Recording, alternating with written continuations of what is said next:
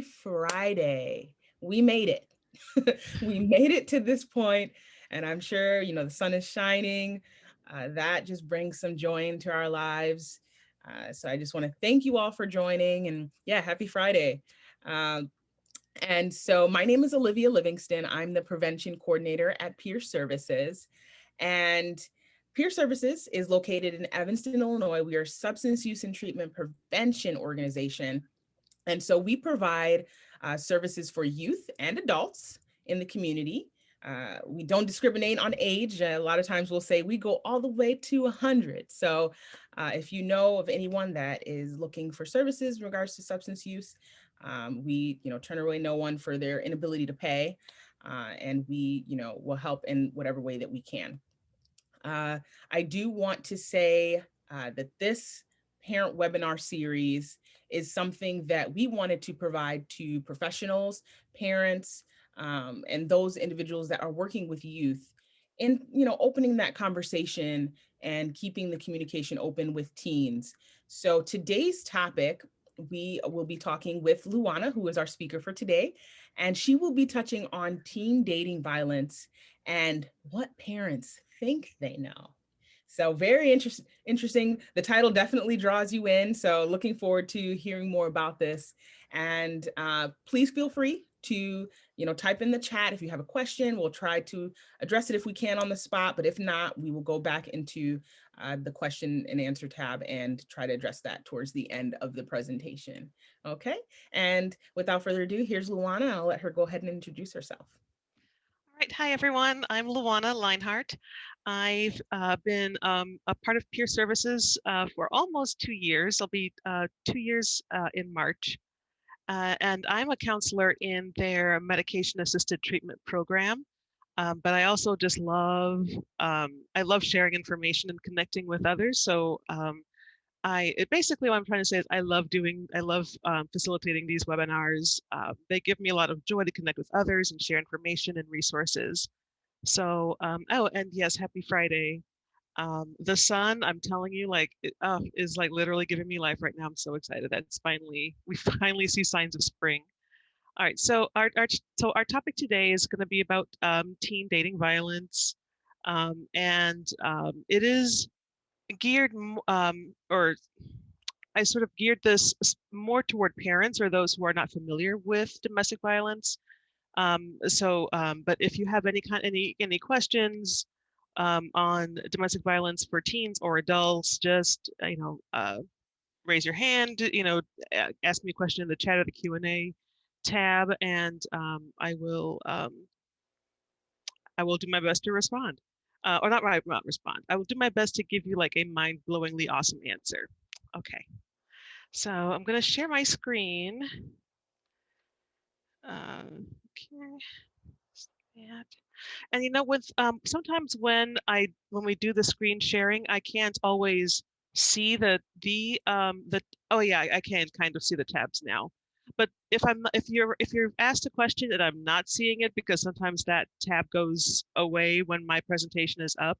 So if you want to unmute and just ask your question, I'm happy to be interrupted. Okay, so oh wait, I should go into my slideshow view. There we go. Okay.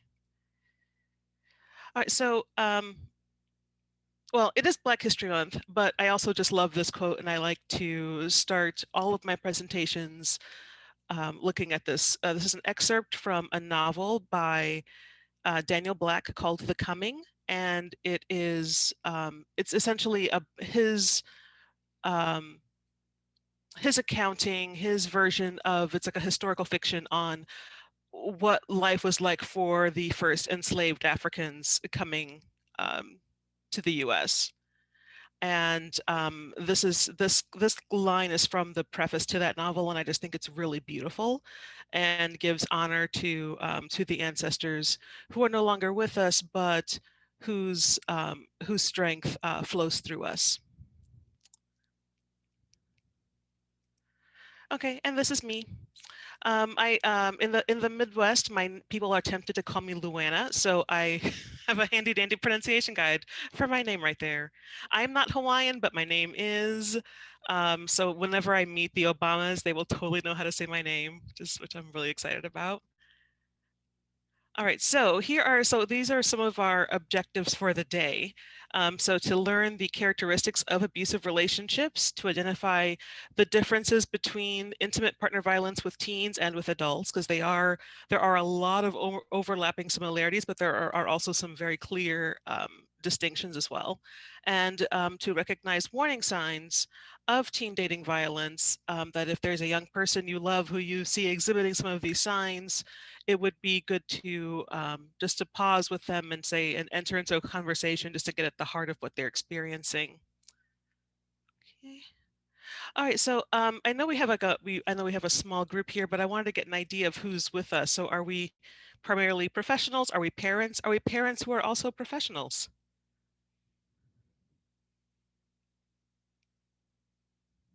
Anybody? Anyone feel comfortable saying? No pressure. I'm introverted, so I hate it when people do this. So if you're not up, up for that, that's fine. Oh, I'm getting something in the chat. Wait, can I? Oh, shoot. I don't know why this is so hard for me to access this here. That's okay. I can jump in. Okay. Oh, yeah, go ahead, Olivia. So we have a domestic violence advocate, and we have a professional. Okay. Yeah, I think I've seen, parent and social worker. And social worker. Mhm. Okay, right on. Okay, let me get back to my. Okay, thank you guys. All right, so this is a definition of domestic violence that I find very useful from the website for the National DV Hotline. That it is a pattern of behaviors used by one partner to maintain power and control over another partner in an intimate relationship.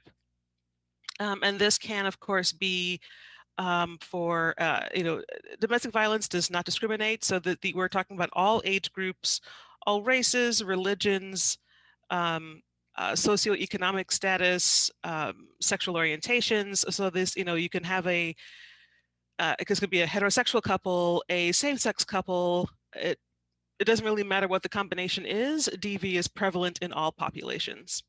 And so for the purposes of this presentation, I usually refer to a victim as someone who is currently in an abusive relationship and a survivor as someone who is no longer in that relationship, which does not negate or mean that they are no longer, they may still be traumatized or haunted um, by the abuse they experienced, but that's just a distinction that I like to make, just for the sake of this presentation.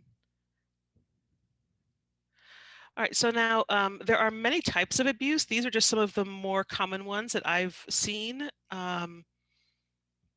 So that, physical is the kind of what the first thing that people think of with hitting.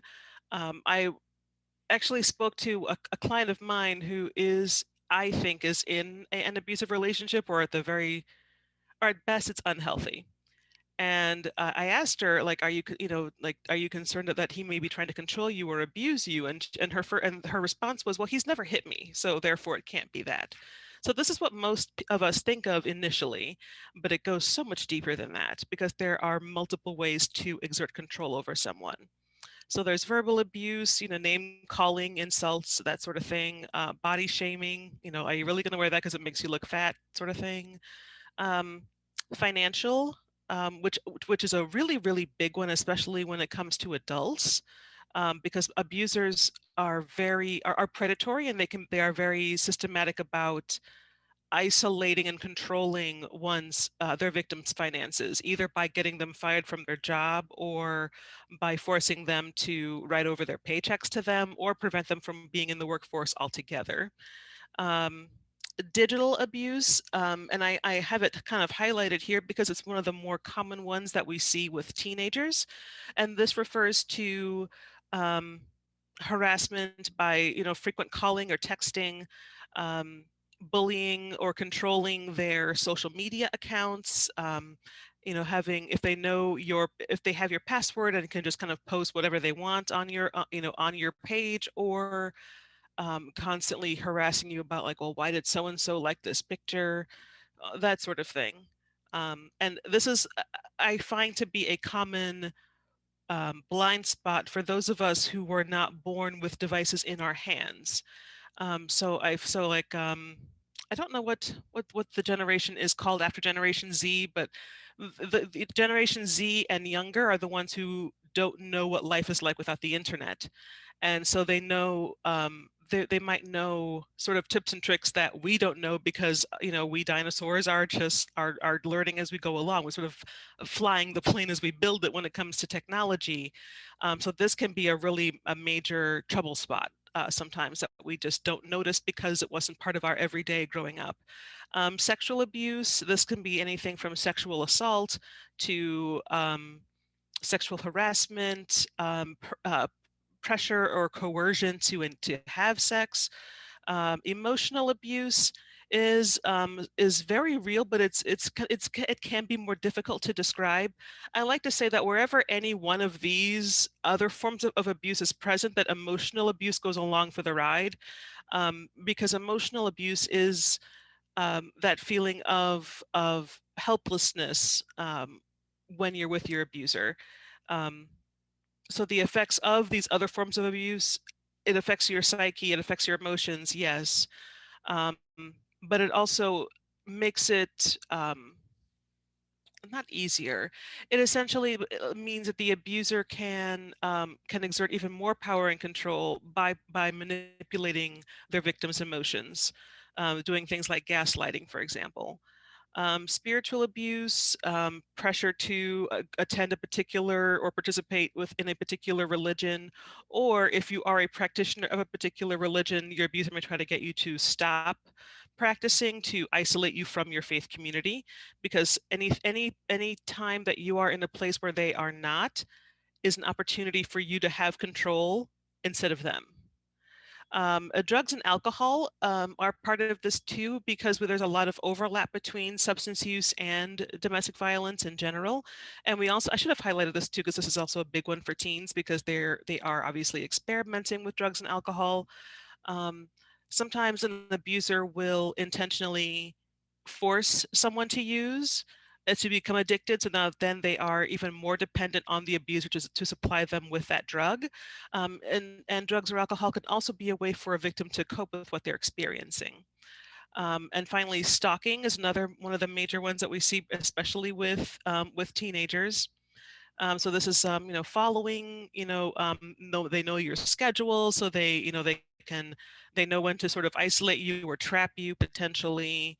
And the law had been kind of behind with recognizing stalking as a crime, but there are now some, depending on where you are, there are some stalking laws that are on the books in some states, but in some states not. I believe Illinois. In Illinois, this is built into the domestic violence statute. All right, so some depressing statistics. So 1 in 3 women and 1 in 4 men will experience domestic violence at some point in their lifetime. And I forget the exact number, it might be on another slide, but a disturbing number of those people will have their first experience with this in their teenage years. Women and girls aged 16 to 24 experience the highest rates of domestic violence or intimate partner violence. The CDC reports that half of all female homicide victims are killed by their intimate partner, who's usually a man. So that's frightening. 26% of women and 15% of men experienced intimate partner violence before the age of 18. 82% of parents are confident that they can spot abuse, but 58% could not correctly identify warning signs. And 33% of teens in an abusive relationship told they did disclose it to someone eventually, but that person was almost never their parent.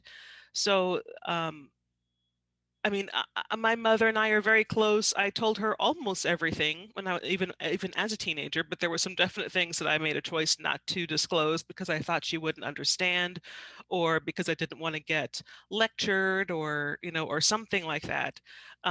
If you recall your own teen years, you probably thought that your parents didn't understand anything about you and your experiences either. So this is it's a common um, hallmark of adolescence and the adolescent brain that's just not fully developed yet. But they feel like they're adults, even though they're in these still in these very, very young bodies, and they, and the lack of emotional maturity, um, and frankly, the reliance on their peers, which is another thing that I feel like parents sometimes forget.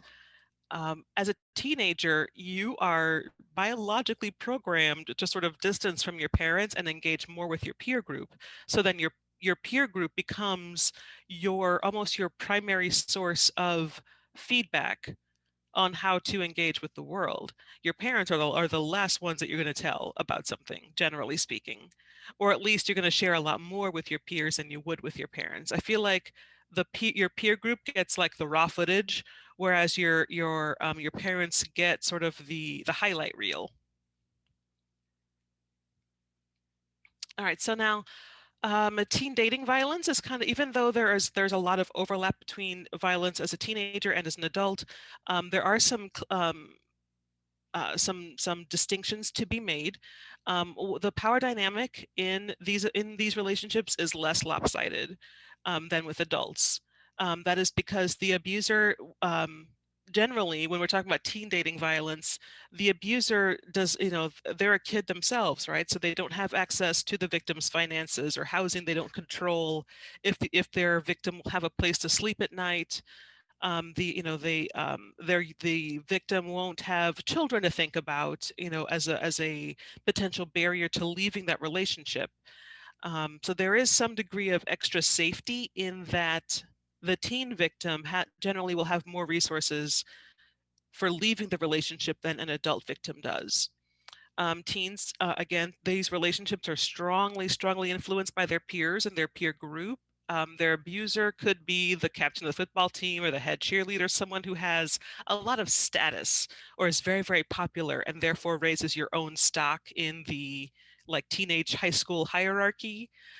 Teens, because they are not fully their brains are still developing, and so they don't have, they're still new at navigating relationships and just don't have the experience or the skills to really work through problems in relationships. Sometimes they may not even realize that something that they're experiencing in their relationship is problematic. They may think that it's just normal, that this is just what relationships are like because this is their first time being in such a relationship. So this might be a little hard to see. I couldn't find one that had a greater contrast, but this is there's a power and control wheel for different forms of violence, and there's a standard one that pretty much I think anyone who's in the field has seen when it comes to adult relationships. But this teen power and control wheel kind of goes more into the dynamics that are particular to teenagers and what they experience. And again, because so like for example, in the sort of 10 o'clock quadrant there, minimizing or denying or blaming, the victim will often make light of the abuse and say that something didn't happen. They'll become defensive and sort of protective of their abuser, in part because they think that what they're experiencing is normal, or because their abuser has told them so many times that, I wouldn't do this if you didn't make me angry, this is your fault, and they internalize all of that.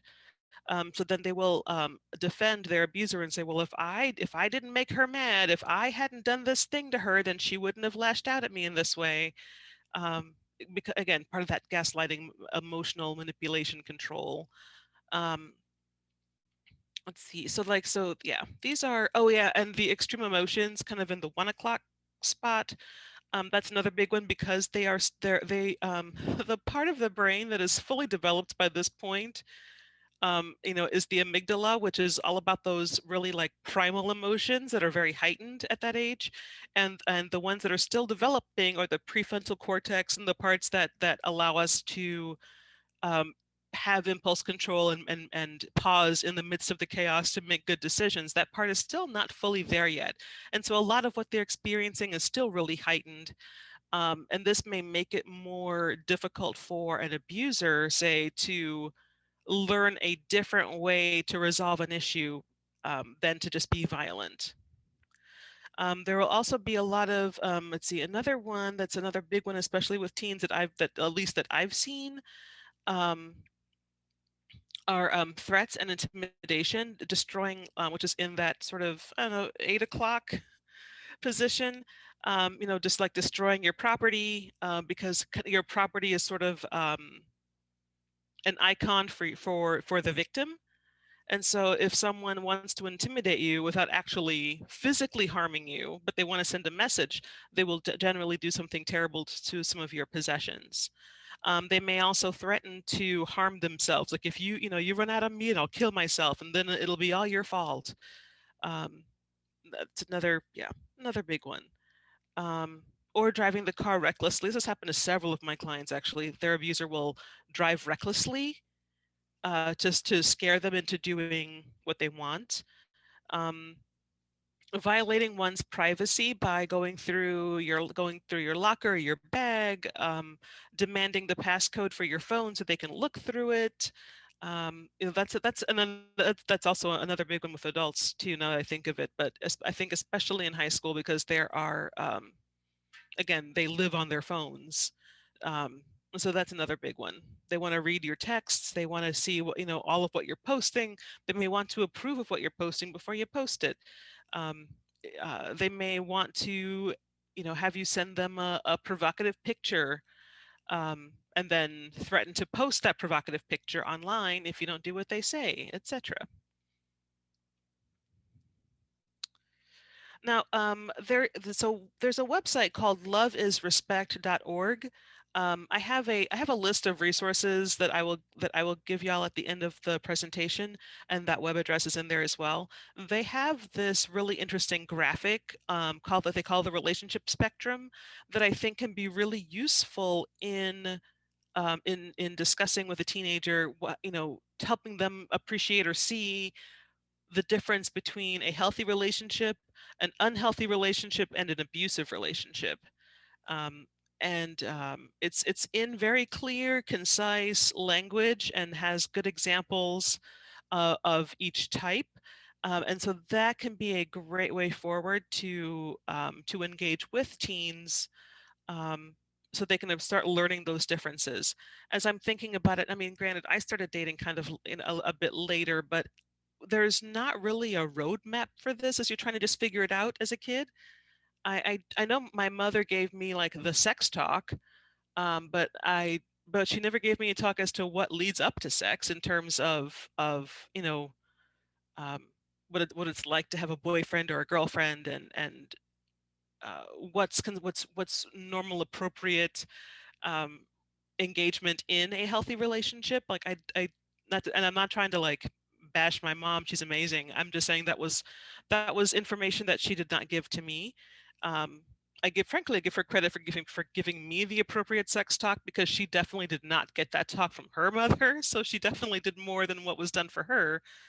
Um, but this can be a blind spot for many people, especially because by the time you're a parent, generally speaking, you've had a few relationships, and it may be something that you take for granted that kids just figure out. But they really need guidance with that as well. All right, so here are some warning signs that a teen's relationship might be abusive. So the victim will defend or even apologize for the abuser's behavior. If they feel like they constantly have to, like, if they're constantly doing this, and there's a pattern of it, right? So if I don't know, I'm trying to think. This hasn't actually ever happened, but say it's Thanksgiving dinner and my husband is upset about something and he lashes out and just insults the whole table. I might apologize. I would probably apologize for his behavior in that one moment. But if I'm having to do that on a regular basis, like every single time we're in public, he does something terrible, then that for me would be a flag that we need to get him some other kind of help. It's not just a one-off. The abuser will also constantly contact the victim by calling or texting or through social media. And granted, kids live on their devices, so this will happen in general anyway. But for me, what would have make a penny drop or raise a flag is that there will be consequences if they don't answer.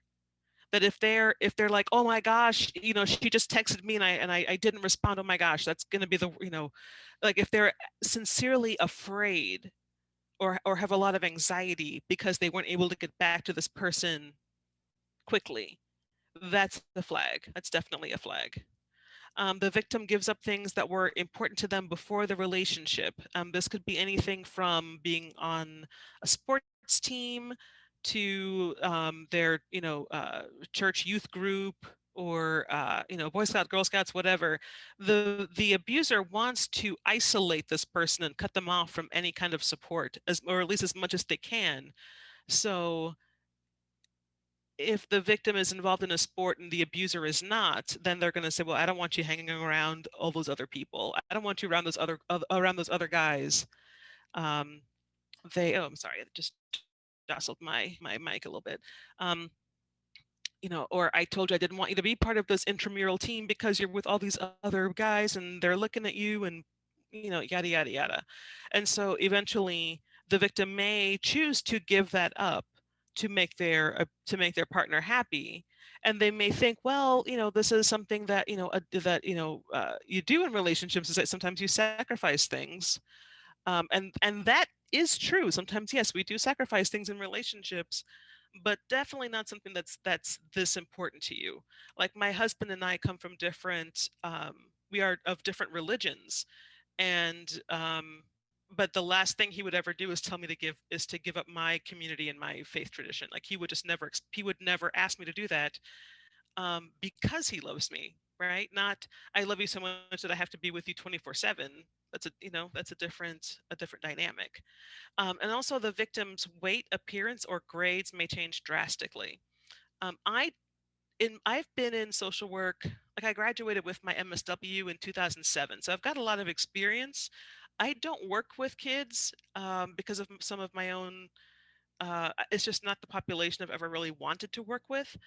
But whenever someone either calls an agency where I'm working with concern about their kid, I will ask them about their grades and if they're acting out. Like those are two major signs that something is not right. And when we're talking about teenage domestic violence, the abuser sometimes will tell their victim to lose weight, to be more pleasing to them or more attractive. If this is a if the victim in this case is male, they may feel pressure to lose weight also, or also to like bulk up. So if you see drastic changes that seem kind of out of nowhere, especially things that were up to this point uncharacteristic for this person, like if this is a straight A student who suddenly is failing everything, flag, right? If this person is usually fairly well put together and now they just look a mess, or not disheveled but haggard, and those could be signs that something's wrong. Okay, so these are some screening questions that I've used with some of my adult clients. But you can easily adapt them to engaging with your teenager or a teenage client. Because this is the thing that I always tell folks about relationships is what distinguishes an abusive relationship from a healthy relationship, or even an unhealthy relationship in some ways, is the ability to negotiate terms, right? If I um, if I want to have sex with my husband, he is free to say yes or no to me. And he's not going to be afraid of my response. Like he should be able to say no and know that I'm not going to throw a fit. I'm not going to make him feel guilty. I'm not going to, knock the windows out of his car or something, right? If you are afraid to negotiate terms with your partner, if you are deathly afraid of disappointing your partner, those are massive flags that the power dynamic is unequal, and that someone's trying to control you if you are not free to negotiate. Now again, like I've said, like this can happen to anyone from any group, but we do find some groups that are more vulnerable to this, or not because it's more likely to happen to them, but because there are fewer resources to address the needs of some of these populations.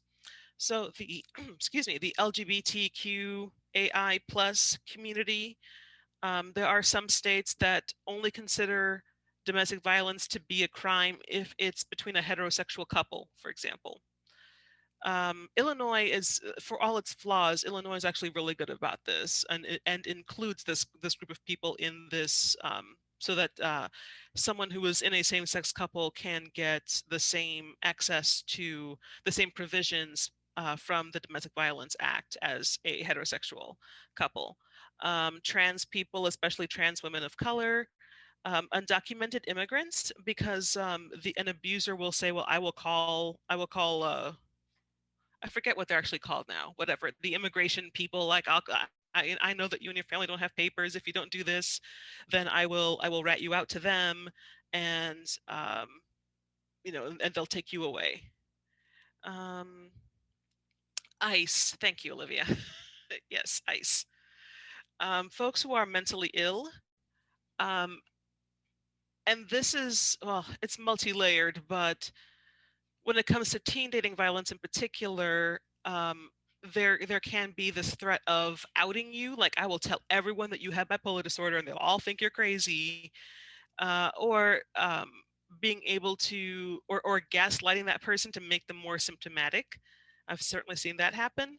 Also, male victims, because of the way our society teaches what masculine, or says what masculinity is and isn't.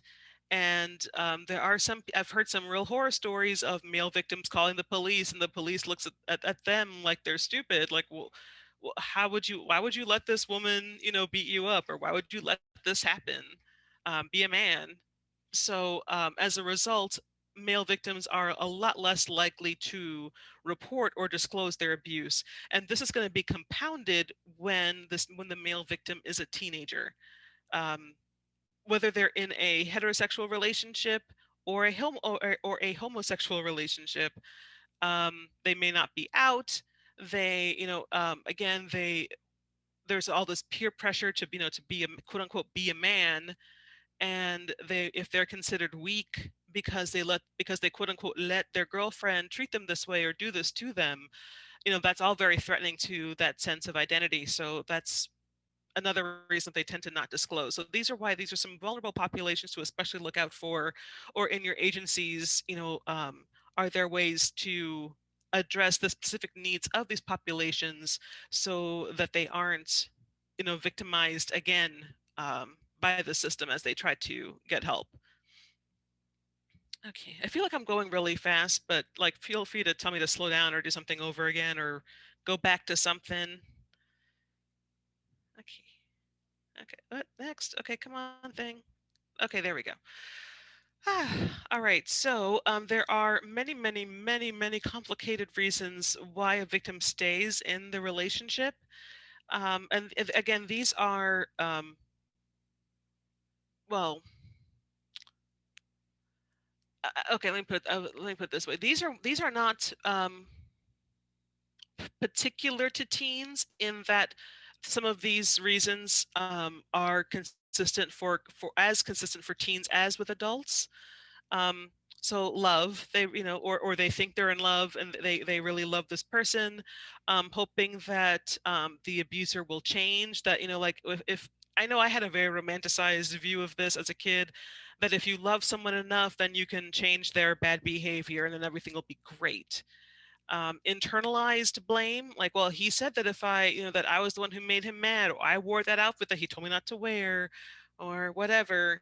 And then you think, well, I did this to make, and that made them mad, so it's my fault. So I don't have a right to leave because this was my fault, and I'm just lucky that they're still with me. They may be isolated. They are likely going to be isolated from their support system, especially with teens. Again, this is their peer group. And so being cut off from their peers essentially means that they'll be like socially ostracized, which is frankly, which to them is the same thing as being dead.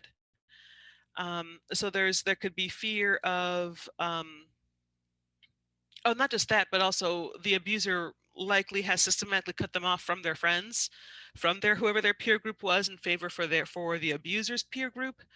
And so they really may feel like they don't have a peer to turn to because they've burnt those bridges for the sake of the relationship. If the abuser has a lot of clout by being especially popular, by being an athlete, especially a star athlete. When I was in high school, like my friend Stephanie and I were our freshman year. She got onto the varsity cheer team and actually started dating like one of the male cheerleaders on the cheer team, and that was like a big freaking deal because he was a senior and she was a freshman, and like her stock went up. Like in junior high we were both like nerdy together and kind of, well, essentially just not popular, and then suddenly she is in the social stratosphere because she's at the table with all these other juniors and seniors, and like the cheer team at my school was like it like that was the same thing as being on the varsity football team. And so she was dating a senior, and that was a really big deal. That came with a lot of clout for her. If that relationship had been abusive, the a possible barrier to leaving that relationship would mean losing that clout, that status, and these junior senior friends who typically wouldn't even pay attention to a freshman, much less be friends with them. And some other reasons why they stay, they don't want to provoke the abuser. They want to protect the abuser. Um, when like several years ago when Rihanna uh, was dating Chris Brown, and then he beat her before the Grammys, and everyone became aware of um, that he was abusive to her. She said in an interview that she was afraid to disclose because she didn't want people to think that he was a monster. She didn't. There was this need to sort of protect him and say like, well, he's not a bad person. He's just someone who does this. So that need, and this was, she was an adult, so imagine how much harder as a teenager it would be to feel like you're putting the abuser in the line of fire. There's a lot of fear and shame, um, that like feeling stupid for quote unquote letting this happen to them. Fear of being outed as gay or bi or trans. That's another, I've seen another big one. If they're not out, if a gay kid is not out to their parents and their same-sex partner um, is threatening to out them, like that again, that would for them would equal death. And it's unfortunate, but our society is still very, for all the strides that this community has made, our society is still very, very, very heteronormative.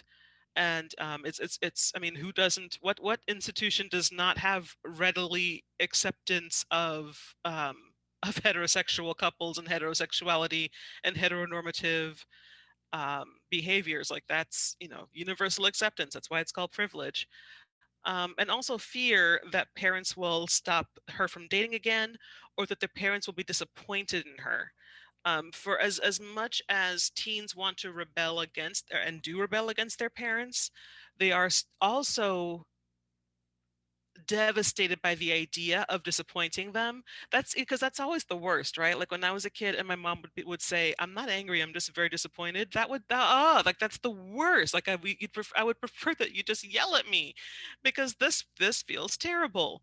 But they also don't want their parents to stop them from being able to date again, or maybe even from dating this person once they get help. So that also factor, and that's another huge reason why a lot of them will not disclose to their parents about what's happening, because they know that their parents have the power to make sure that they don't do those, that they don't see this person again or don't date again, and they really don't want that to happen. All right, so now why do abusers abuse? Well, for one, it is a choice. It is a choice. So number one, they choose to. This is learned behavior. Very often, they may have grown up being exposed to domestic violence. If you grow up in a family where your dad hits your mother, you cannot, it's difficult to blame that kid for thinking, oh well, this is normal, like this is how, this is, you know, like this is how a man is supposed to be with his woman. And these can tend to also to really occur in conjunction with um, believing in these strongly held sort of gender roles. You know, so if you're in a in a household that uses language like being about the man being the head of the household, of the wife deferring to her husband, um, and then you see this the power dynamic of, you know, mom said something he didn't like, so dad hit her. They grow up all of that together thinking that's normal and appropriate. I had a client once who honestly was one of the worst cases that I of DV that I'd ever seen. I mean, I won't even go into it because it was terrible, but he went through um, like perpetrator intervention counseling, which is group counseling with other abusers and male and female facilitators. And so he was in treatment for like 18 months. And then the first time that I saw him again after he had completed that training, he told me that like he grew up watching his father abuse his mother, thinking that it's normal. And that when he went through this training, his father told him that he was being soft, he was letting his wife control him, so that meant that he wasn't really a man. And then he eventually had to just like sever ties with his dad because he just was like, "How could you do this to me? How could you do this to mom? Why would you, you know, raise me that this to believe that being a man means doing these things to my wife?" Um, but you know that's what he, you know, so they grow up learning it.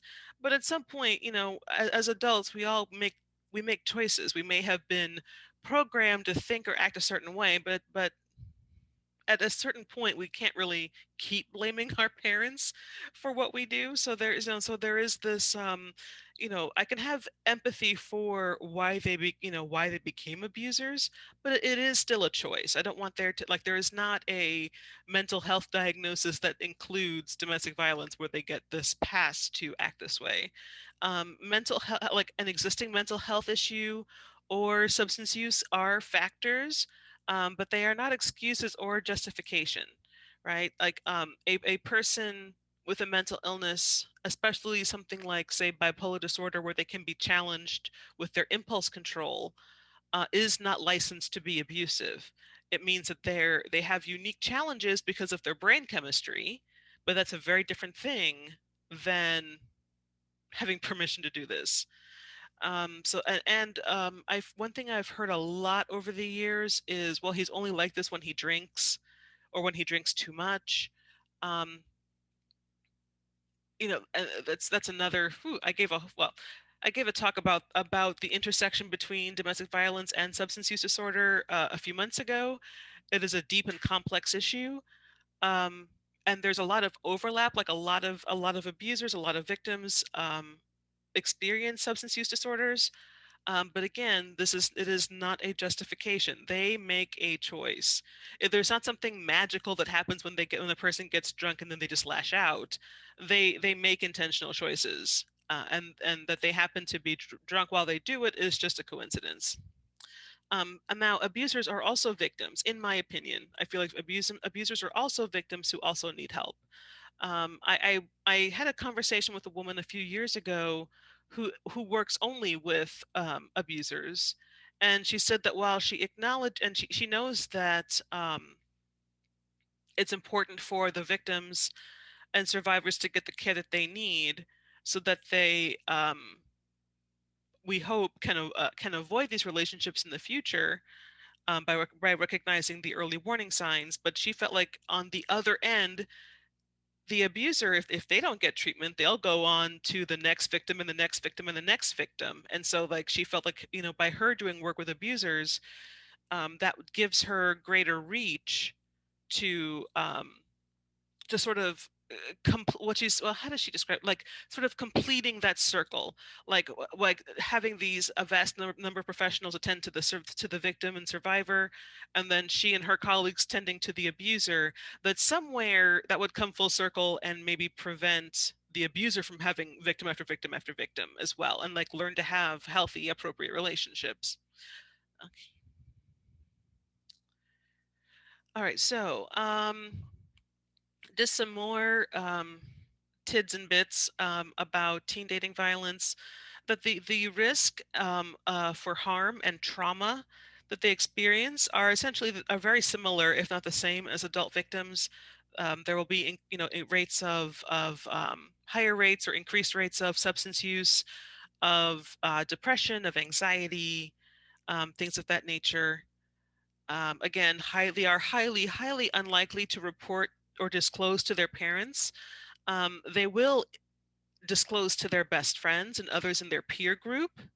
So, as parents, it's definitely a good idea to build relationships with your kids' friends and their parents also, so that if you start seeing something that seems a little fishy, if you've already built rapport with their best friend, then that makes it more likely that that friend will talk to you. Um, Also, with engaging with teachers or the school social worker or counselor, so that if you're like, I'm worried about my kid, but I don't know what's going on, I don't know how to talk to them about this, utilizing, it's very really important for parents to utilize those resources. I know it's a busy world and etc., but I know most parents would like walk through hell barefoot for their kids. So like definitely, don't be afraid to utilize those resources. That's literally why they're there. Um, let's see. I think I have some of these I've already gone through. Um, yeah, we've talked about these other points here already. For those of us who are professionals, one thing I often get questions about, our duty to warn as or to report as mandated reporters. So there are some organizations and some literature that defines teen domestic violence as domestic violence experienced by people from age 13 to 19. And then there are some who expand it from 13 to age 24, just because developmentally, um, your brain is still developing. Like your brain doesn't stop developing until you're 25, and so your brain is essentially still somewhat teenager-ish, um, even at 24. And so some of these patterns you'll see sort of repeat themselves, even at the college level and beyond. So if the victim is over 18 and is disclosing abuse, then no, there is no duty to warn. If the victim is under 18 and disclosing abuse, then yes, there is. But this would not necessarily be a DCFS call unless they disclose that there is abuse also in their home.